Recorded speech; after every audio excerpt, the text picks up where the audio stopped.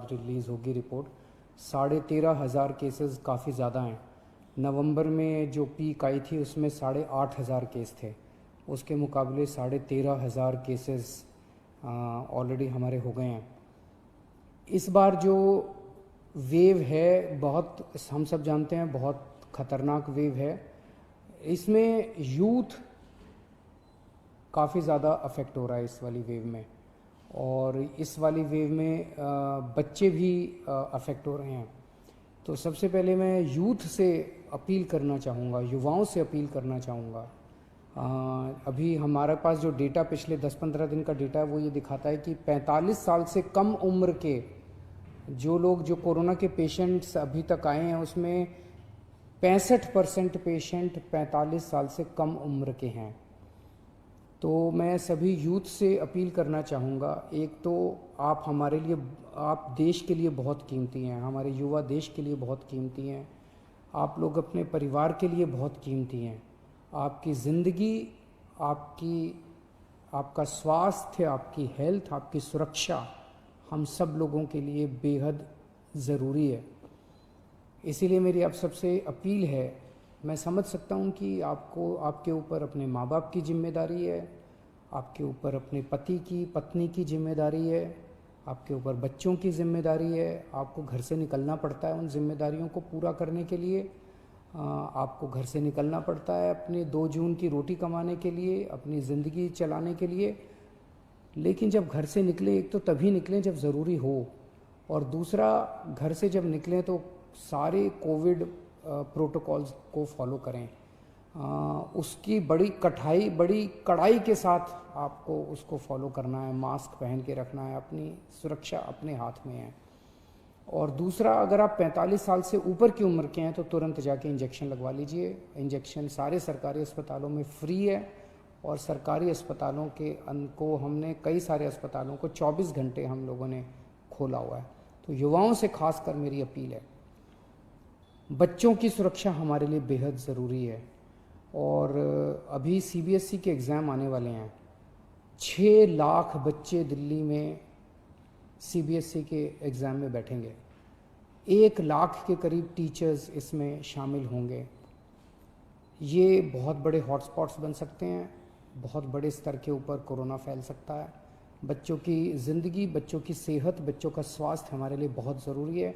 मेरी हाथ जोड़ के केंद्र सरकार से अपील है कि सीबीएसई के एग्ज़ाम्स को कैंसिल किया जाए, और इसके एवज़ में कोई और तरीके निकाले जा सकते हैं, या तो ऑनलाइन का कोई तरीका, या इंटरनल असेसमेंट करके उसके बेसिस के ऊपर इस बार बच्चों को पास किया जा सकता है। लेकिन सीबीएसई के एग्ज़ाम कैंसिल करने बहुत ज़रूरी हैं। मैं और कई देशों के उदाहरण देख रहा था, कई देशों ने, जहाँ जहाँ सेकेंड वेव का प्रकोप आया है, कई देशों ने अपने अपने एग्ज़ाम्स कैंसिल कर दिए हैं। हमारे देश के अंदर कई राज्य सरकारों ने अपने अपने एग्ज़ाम्स कैंसिल कर दिए हैं। मेरी केंद्र सरकार से अपील है कि सीबीएसई के एग्ज़ाम्स कैंसिल किए जाएं। पिछले कुछ दिनों से, और ख़ासकर कल, हमने बहुत बड़े स्तर के ऊपर, जैसा मैंने कहा था कि हम लॉकडाउन नहीं लगाना चाहते, हमारा पूरा प्रयास है कि हेल्थ इंफ्रास्ट्रक्चर जो है वो काबू में रहे। तो कल बड़े स्तर के ऊपर हमने बहुत बड़ी प्लानिंग की, सभी ऑफिसर्स ने और मेडिकल स्टाफ ने बैठ के।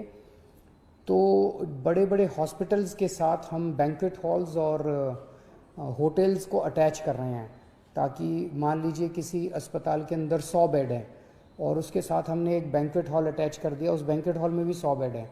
तो जो थोड़े से कम बीमारी वाले मरीज होंगे, उनको फिर बैंक्वेट हॉल में शिफ्ट कर देंगे। अस्पतालों में केवल और केवल सीरियस मरीज ही रखे जाएं। अगर किसी को केवल ऑक्सीजन की ज़रूरत है तो ऑक्सीजन तो हम बगल में, जैसे एलएनजेपी के सामने एक बैंक्वेट हॉल है, उस बैंक्वेट हॉल के अंदर अगर ऑक्सीजन का भी इंतजाम कर देंगे, तो ऑक्सीजन की अगर केवल किसी को ज़रूरत है तो वो बैंक्वेट हॉल में भी उसका इलाज हो सकता है। तो इस तरह से बहुत बड़े स्तर के ऊपर हम बेड्स की कैपेसिटी क्रिएट कर रहे हैं।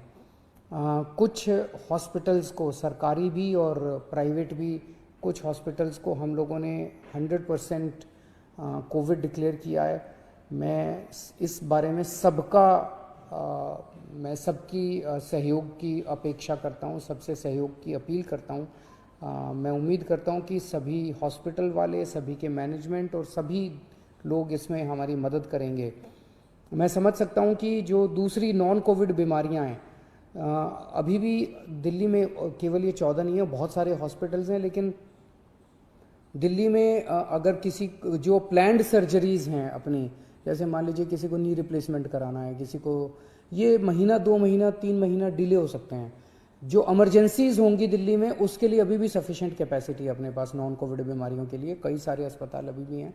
लेकिन जो प्लान्ड सर्जरीज़ हैं वो ज़्यादा होती हैं, इमरजेंसीज कम होती हैं, वो अब हम थोड़ा सा डिले कर लें।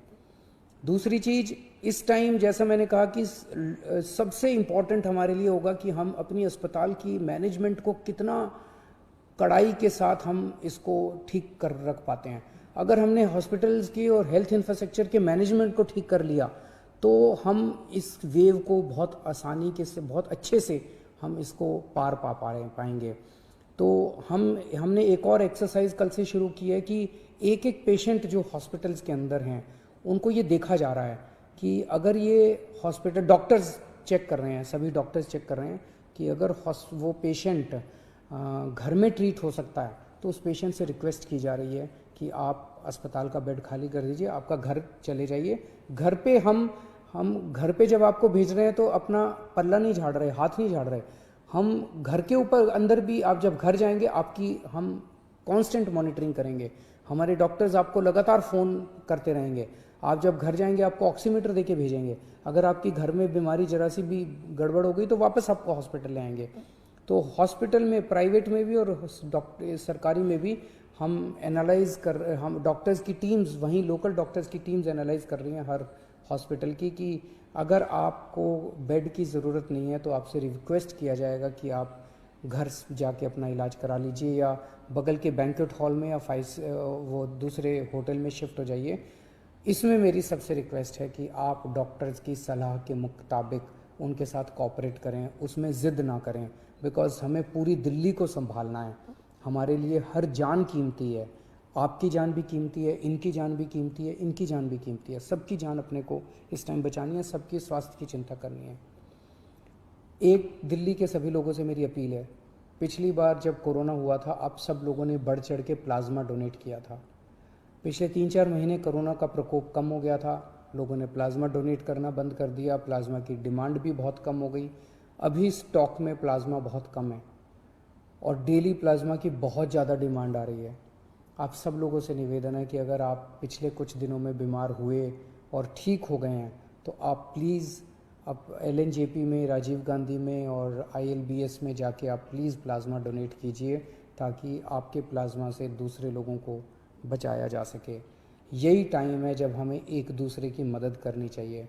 अपना स्वार्थ छोड़ के, चाहे पड़ोसी की मदद है, चाहे दिल्ली में किसी और की मदद है, चाहे देश में किसी की मदद है, हम सब लोग अगर मिल के एक परिवार की तरह, मैं बार बार कहता हूँ ना कि दिल्ली वाले हम सब एक परिवार हैं, अगर हम एक परिवार की तरह काम करेंगे तो हमने जैसे 3 वेव, पिछले 1 साल में 3 वेव का मुकाबला किया था, ये चौथी वेव का मुकाबला भी हम सक्सेसफुली कर लेंगे। नमस्कार।